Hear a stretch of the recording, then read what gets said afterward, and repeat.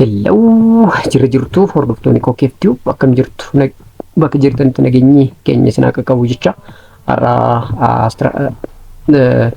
principle of marketing chapter 6-8 marji goonee hojjechaa turre isa sana paartii sadaffaa types of distribution channel kan jedhu kanarraa kan eegallu ta'a. So akkuma beekamu distribution channel product tokko erga oomishamee booda customer isaa bira yookaan immoo consumer bira ga'uu qaba. Consumer sana bira ga'uudhaaf immoo distribution channel barbaada. Distribution channelin kuni akaakuu garaagaraa qaba. Kanaaf maal faadha kan jedhu kan ilaallu ta'a. Kanaaf paartii tokkoffaa fi lammaffaa gara duubatti deebitanii ilaaluu dandeessu. Inni kun paartii sadaffaadha. Kanaaf paartii lammaffaatti aanee kan jiru waan ta'eef gara duubaa deemtanii yoo ilaaltan guutuu ta'aa deemaa jechuudha. Kanaaf types of distribution channel gaafa jennu fakkeenyaa fi direct or zero level channel kan jennu ni jira. Kuni product can be passed to consumer using direct path. Productiin tokko erga oomishamee booda kallattiimaan consumer bira gaafa ga'u zero level or direct channel jennaan jechuudha. Jidduu kana intermediary tokko iyyuu hin jiru. Look, there is no intermediaries between the producers and the consumers. Dallaalaan jidduu irra hin jiru ta'ee taananii productiin tokko kallattiimaan bakka oomishamee irraa gara maamiltootatti kan dhiyaatu yoo ta'e direct yookaan zero level jennaan. Inni lammaffaa indirect or multi level distribution channel kan jennuudha. Inni kun producer can or product can be passed to the consumer using indirect paths jedha. So one or more intermediary are used to move a product. Productiin tokko erga oomishamee consumer bira ga'uudhaaf jidduu kana paasiin inni darbu hedduu gaafate, channeliin inni keessa darbu hedduu gaafate, intermediary garaagaraa yoo jiraate indirect channel or multi level channel jennaan jechuudha.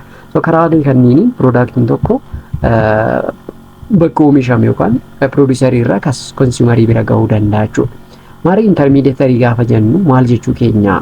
So intermediary jechuun an independent organization that will carry out the number of activities. Fakkeenyaa fi productiin tokko bakka kan oomishame asii bakka kana immoo consumer jira as ga'uudhaaf jidduu kana levelin yookaan immoo intermediary'n hedduutu jira jechuudha. Gabaabumatti fakkeenyaaf dallaalaa fudhachuu dandeenya jechuudha. Isaan sunni maal jennaani intermediaries jennaan jechuudha. So the intermediary fakkeenyaaf wholesale ta'uu danda'a. They are the people who buy bulk in from the producers and sell in small quantity to the retailer. Fakkeenyaaf kaampaanii tokko yookaan warshaa tokko irraa wholesalerii tokko productii sana fudhachuu danda'a dur. Erga inni fudhate booda productii sana gara retaileriitti gadi buusa jechuudha. Yes. Amma wholesaler gaafa jennu bulk products baay'inaan yookaan bal'inaan gaafa bituudha. Retailer gaafa jennu immoo isaan charchaarii jennuun sana jechuudha. Wholesalerii kanarraa bitanii kan profit dabaluudhaan kan gurguran jechuudha. So retailer are the people who buy in small quantities from the wholesaler and sell in ultimate consumer. Naaf wholesalerii kanarraa hin bitu sana booda immoo profit isaanii dabalanii gurguru jechuudha. So akka haala kanaan adeemsifamuu danda'a adeemsi bittaa fi gurgurtaa jechuudha. Inni biraa immoo brookeriin jira iddoo kana.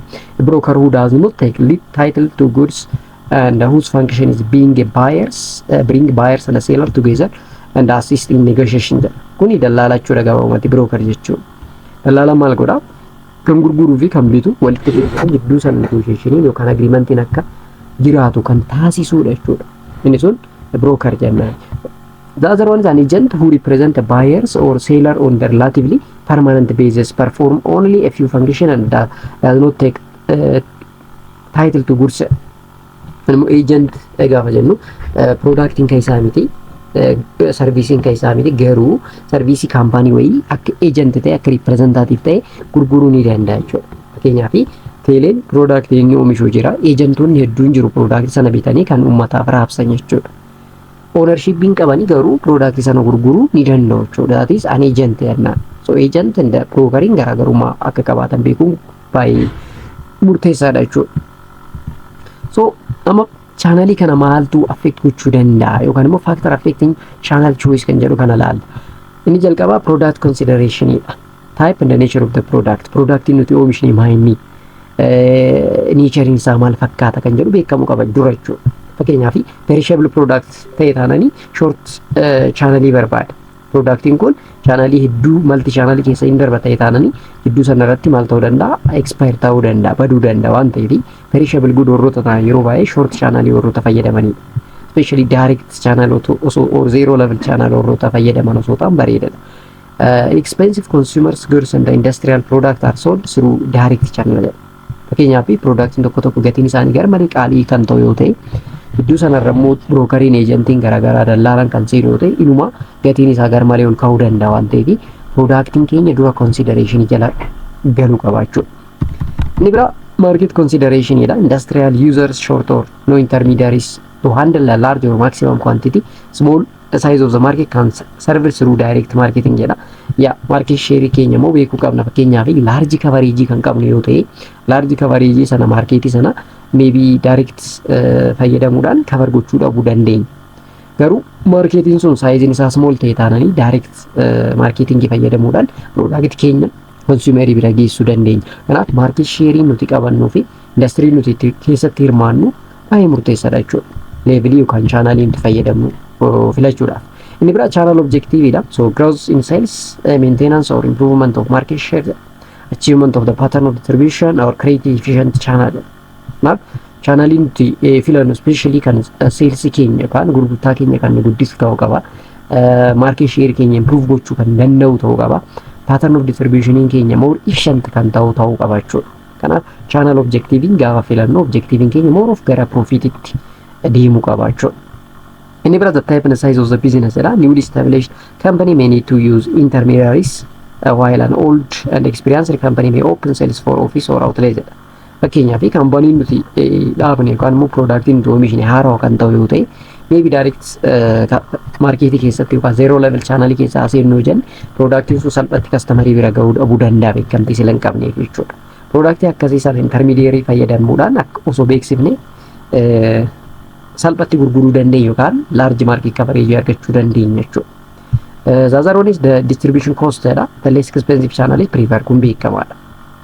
Yes, channel gaafa filannu cost isaa murteessuu cost isaa beekuun baay'ee murteessaadha. Kana jechuun immoo costiin isaa xiqqaa kan ta'e yoo ta'e baay'ee bareedaadha. Inni afuraffaan 4 piece of marketing keessaa inni itti aanu promotion isa jennuunidha. So promotion maal jechuudha?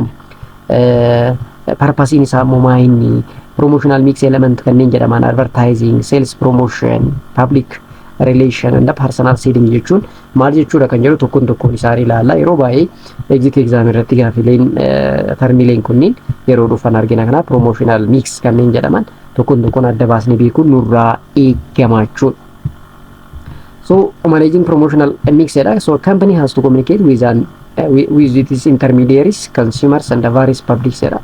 Ya beekamaadha. Kaampaniin tokko erga product tokko oomishee booda kallattimaan gara magaalaa baasuun isaa dura intermediary garaagaraa consumerii fi various public agency kanneen jedhaman hedduu isaan wajjin communication adeemsisa jechuudha. So intermediary kuni communication isaan company owner irraa fudhatanii gara consumeritti bifa salphaan geessuu danda'u jechuudha. So also communicate with the consumers and the publishers. So consumers have a word of mouth communication with each other and with other public jedha. Yeah, yeroo baay'ee word of mouth fayyadamna. Gaafa communicate goonu product akkana productiin faayidaa isaa quality isaa even maaliif filatamee product sun kan jedhu word of mouth dha. Maal godhu consumeroonni yeroo baay'ee waliin geessu jechuudha dubbii waa'ee product sanaa jechuudha. Therefore company must manage the complex marketing communication system jedha. Yeah, communication baay'ee murteessaa akka ta'e asirraa hubachuu dandeenya jechuudha karaa biraatiin. So maarree amma communication kana adeemsisuudhaaf immoo promotion dirqama. So promotion jechuun maal jechuudha kan jedhu alaala. So promotion is the process of communication involving information, persuasion and influencing jedha. Amma communication gaafa jennu promotion keessatti simply one way or two way communication ta'uu dhabuu danda'a. Jidduu sana maaltu jira? Waa'ee product sana information gahaa kennuun jira. Amansiisuunis jira. Amansiisuu qofa osoo hin taane yaadaan immoo influence gochuu danda'u qabna jechuudha. Namoonni waa'ee product nuti himaa jirru sana sirriitti fudhatanii akka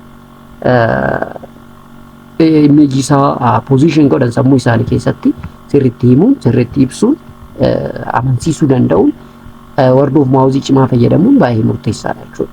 So it includes all types of personal and non-personal communication by the producer to the buyer jedha. Yeah, communication keenya maybe personal ta'uu danda'a or non-personal ta'uu danda'a. Oolachuu garuu waa'ee product sana persuasion uumuu yookaan immoo agreementii cimaa akka qabaatan taasisuu jechuudha. So promotion mix warroonni jedhaman generally akkuma reefu dubbanne advertising, personal selling, sales promotion, public relation and direct marketing jennee bakka garagaratti qooduu dandeenya. Tokkoon isaanii maal jechuu barbaadanidha, maal akkamitti adda baasuu dandeenya kan jedhu ilaaluu ni dandeenya. Fakkeenyaaf advertising gaafa jennu there is any paid form of non-personal presentation and promotion of ideas, goods or service through printing materials, radio and television, broadcast, outdoor and other forms. Yes, non-personal keenyaa fi product sana akkasumaan waa'ee product sana gaazexaa irratti ibsuu dandeenya. Maybe reediyoodhaan yookaan immoo televezyiiniidhaan dabarsuu dandeenya waa'ee product sanaa jechuudha. Yes, abbaan product sana yookaan kaampaaniin bakka sanatti osoo hin argamin waa'een product suni namoota biraatiif ni labsama jechuudha. Yes, idea ta'uu danda'a inni promote godhuu baay'isee meeshaalee wantoota garaagaraa ta'uu danda'a, sarviisii ta'uu danda'a, karaa adda addaatiin gaazexaatiin ta'uu danda'a, reediyoo fi televezyiiniitiin ta'uu danda'a, wantoota garaagaraatiin waa'ee product kanaa beeksisa hojjechuu jechuudha. Yes, egaa kun immoo paididha. Akkuma beektan promotionii salphatti miti kan hojjechiifnu. Reediyoon tokko yookaan televezyiiniin tokko waa'ee product keenya daqiiqaa tokko himuudhaaf gatiin nuti baafnu salphaa miti jechuudha. So it is paid form of non-personal presentation wanni jennuuf sababa kanaaf jechuudha. Inni bira personal selling kan jennudha. Egaa personal selling jechuun so personal presentation by the firm sales force for the purpose of making sales and building customers relationship jedha. Egaa inni kun immoo namichuma product sana oomisheetu waa'ee product isaa uummataaf yookaan kastaamaroota isaatiif beeksisuudhaan kastamarii isaa wajjin hariiroo cimaa yookaan hariiroo hidhata iddoo itti uumuudha jechuudha. Akkam gochuudhaan gaafa jennu sales presentation fayyadamuu ta'uu danda'a. Fairs and trade shows ta'uu danda'a, baazaarii garaagaraa ta'uu danda'a kan inni fayyadamu. Door presentation example banking industry amma fakkeenyaaf baankolee argitanii yoo jiraatan irra deddeemanii mana manaati yookaan immoo iddoo deemanii promotionii gaafa hojjetan, akaawuntii gaafa bansiisan argina jechuudha. Inni kun amma personal selling jechuudha. Egaa namichi amma qaamaan argamuun dirqama jechuudha asirratti. Inni sun nan personalii ture amma fakkeenyaaf advertising asitti garuu personal presentation barbaada jechuudha. Waa'ee product keenya ni beeksifna, sababa sanaan kastamarii argachuu dandeenya jechuudha. So inni kunis karaa promotion itti hojjennu keessa isa tokko. Inni bira sales promotion dha. It is a short term incentive to encourage the purchase or sales of the product or service. Yes, sales promotion gaafa jennu kun yeroo baay'ee yeroo gabaabaadhaaf gatii isaa gadi buufnee jirra. Parsantii kanaan gatii gadi buusnee irraa gaafa jennu dhageenya. Gaafa meeshaa wayii bitu namni meeshaa biraa gaafa dabalanii faa kennan argina. Discountii faa gaafa godhanne argina. Inni kun sales promotion dha jechuudha. Sales promotion. So it is short term incentive to encourage purchase or sales of the product or service.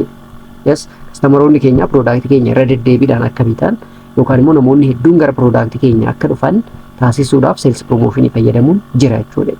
Maal faa fayyadamna gaafa jennu akkuma reefu fudhanne free sample faa kennina jechuudha. Fakkeenyaaf argitanii jiraatan namoonni tokko meekoo baaliitii hin bittan irraa fakkeenyaaf muuza bituu deemtan salphumatti muuza muranii si kennu muuza sana nyaadhuti narraa bittaa.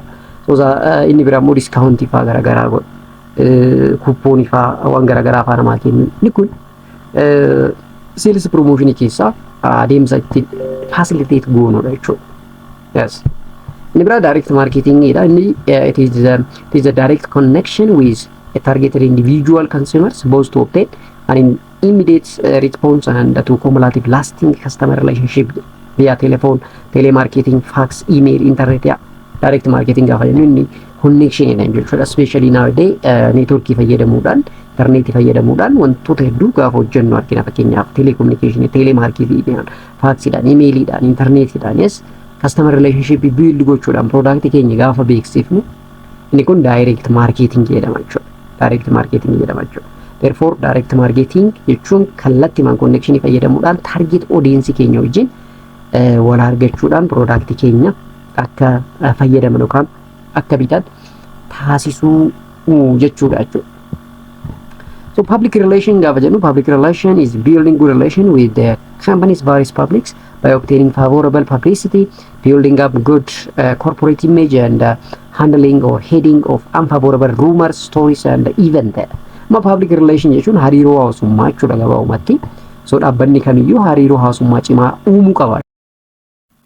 Yaa amma hariiroon nuti uumnu maal ta'uu danda'a? Fakkeenyaaf waa'ee dhaabbata keenya imeejii gaarii hawaasa keessatti akka uumamu taasisuu keessatti qooda guddaa qabaachuu danda'a. Kana qofa osoo hin taane waa'een dhaabbata keenyaa fakkeenyaaf ruumariin garaagaraa jiraachuu danda'a. Ispeeshaalii kan beekamtii dhaabbata keenyaa maqaa dhaabbata keenya kanneen gadi buusan seenaa isaa kan gadi buusan kan gadi cabsan akka inni dorgomaa hin taane warroota taasisan hedduun meebii jiraachuu danda'u. Sanniin akka hin jiraannee fi dhaabbanni keenya yeroo dheeraa kompitishinii keessatti akka turuu barbaanne paablik rileeshinii cimaa qabaachuun dirqama jechuudha. Maal fa'aadha gaafa jennu fakkeenyaaf sponsoring social event, participating in what called mega projects fakkeenyaaf biyya tokko keessatti mega projectii garaagaraa irratti hirmaachuutiin ta'uu danda'a. Eventii garaagaraa sponsor gochuudhaan ta'uu danda'a. Paablik rileeshinii cimaa uumuu ni danda'a jechuudha dhaabbanni tokko. Especially fakkeenyaaf hariiroo hawaasummaa keessatti qooda guddaa fudhachuu kennu rakkattoota gargaaruu keessatti qooda guddaa kan qabu taayitaanaan dhaabbanni tokko biyya sana keessatti yeroo dheeraa turuu ni danda'a jechuudha. So inni biraa maaliif piroomooshinii hojjenna? Parpasiin piroomooshinii maayinii jedha. So parpasiin piroomooshinii inni guddaanii to create awareness about the existing and the position of the product jechuudha. Yes, waa'ee product keenyaa waa'ee waan nuti qabannee gara hawaasatti dhiyaannee kana beeksisuudhaa fi akkasumas sammuu isaanii keessatti yeroo dheeraa akka turu taasisuuf piroomooshinii hojjechuun dirqama jechuudha. Fakkeenyaaf waan gaarii oomishtee piroomooshinii hojjettu ta'e taananii qabattee kan teessu yoo ta'e piroodaaktiin sun hin gurguramu. Gurguramne jechuun immoo wanni ati argattu hin jiru jechuudha. Tokko kan inni biraa immoo pursued customer to that the product is better than the competing product or convincing jedha. Kana jechuun egaa biizinasii kamii irrayyuu hirmaadhu koompitaatarri jira, dorgomaan jira jechuudha. Dorgomaa kan kee piroodaaktiin kan kee kan piroodaaktii dorgomtoonni kan kee qaban caalaa qulqulluu akka ta'ee fi beetar akka ta'e kastamarii kan keedhaaf beeksisuuf yookaan amansiisuudhaaf piroomooshinii hojjechuun dirqama nutti ta'uu danda'a jechuudha. Inni biraa remind customer about why they may want to buy. Yes, yaadachiisuudhaaf maaliif bitu piroodaaktii keenya? Yes, isa kan jedhu sana beeksisuudhaaf yaadannoo isaanii keessatti uumuudhaaf piroomooshinii hojjechuun dirqama nu barbaachisa jechuudha. Inni biraa seelsii keenya guddisuudhaaf fakkeenyaaf yes laarji kavareejii maarkeetii sheerii argachuudhaaf maal goona piroomooshinii hojjenna jechuudha. Kastamarii haaraa gara keenya fiduudhaaf akkasumas kastamar looyaalitii and encouraging material kana jechuun kastamaroota maamila amanamaa qabaachuudhaaf horachuudhaafis piroomooshinii nu barbaachisa jechuudha. Inni biraa awareness information remind potential customer jedha. Yaa waa'ee piroodaaktii keenya akkuma reef dubbanne sirriitti beeksisuuf sammuu isaanii keessatti kalaqamee akka turu taasisuuf piroomooshinii ni hojjenna. Inni biraa reassure new customer jedha. Change attitude and create an image jedha. Yes, fakkeenyaaf reefuma jenneerra waa'een piroodaaktii keenya maybe ruumariin waa'een kaampaanii keenya ruumariin oofamaa jiru maybe sirrii ta'uu dhabuu danda'a. Isa sana deebifnee bareechuudhaaf maqaa keenya tolchuudhaafis piroomooshinii nu barbaachisa. Akkasumas position the product and encourage brand switching jedha.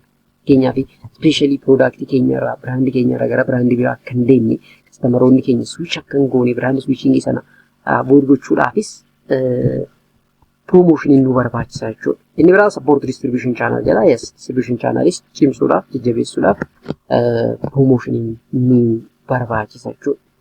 Harri piroomooshinii kan yookaan immoo specially meetodootii piroomooshin jedhama kana faaktaroonni affect godhan maal fa'adha kan jedhu ilaalla. So factor affecting a promotion method choice jedha.